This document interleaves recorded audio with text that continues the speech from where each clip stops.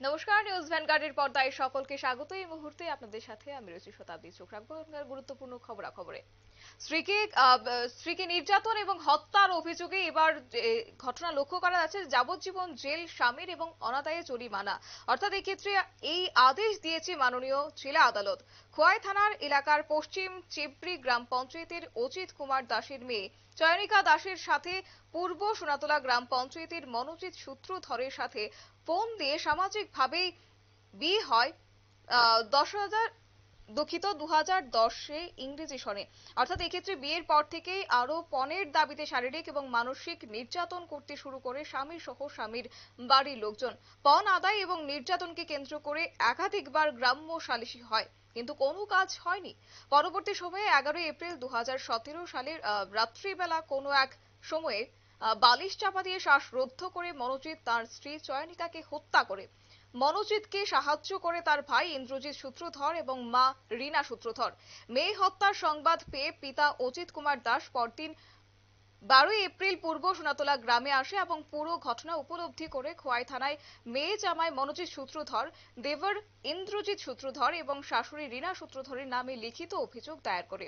লিখিত অভিযোগ পেয়ে খোয়াই থানার তদন্তে নামে পুলিশ। তবে প্রাথমিক তদন্তের পর পরবর্তীতে এনডিপিএস ধারায় মামলা রুজু করা হয়। তবে গোটা বিষয় সম্পর্কে কি উঠে আসছে শুনবো সবটাই। আজকে মাননীয় ডিস্ট্রিক্ট এন্ড সেশন জাজ শঙ্করী দাস মহোদয়া একটা মোকদ্দমা, যার case number ST 8/2018, Khowai PS case number 24/2017 under section 302, 498A and 34 IPC।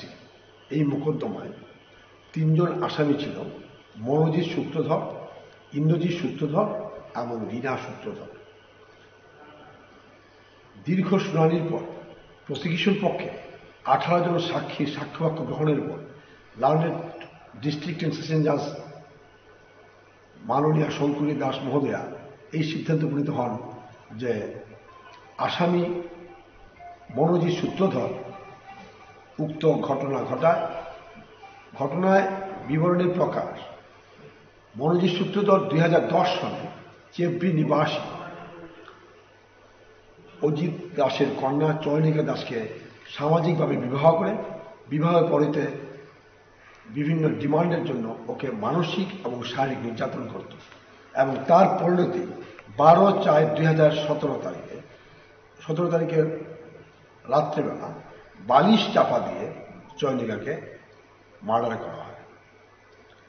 18 জন সাক্ষীর সাক্ষ্যবাক্য ইনক্লুডিং ফরেন্সিক এক্সপার্ট এই সিদ্ধান্তে মাননীয় ডিস্ট্রিক্ট এন্ড সেশন জাজ শঙ্করী দাস মহোদয়া উপনীত হন যে আসামিদের মধ্যে Monojit Sutradhar, husband of the deceased Chayanika Das, উনি এই ঘটনা ঘটিয়েছেন।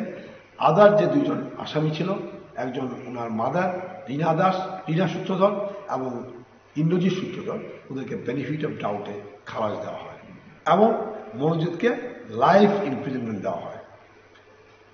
অনাদায়ে লাইফ ইমপ্রিজনমেন্ট সাথে 10,000 টাকা ফাইন, অনাদায়ে 6 মান্থের জেল এসআই এবং 490 3 বছরের জেল, 5,000 টাকা জরিমানা, অনাদায়ে 1 মান্থ এসআই।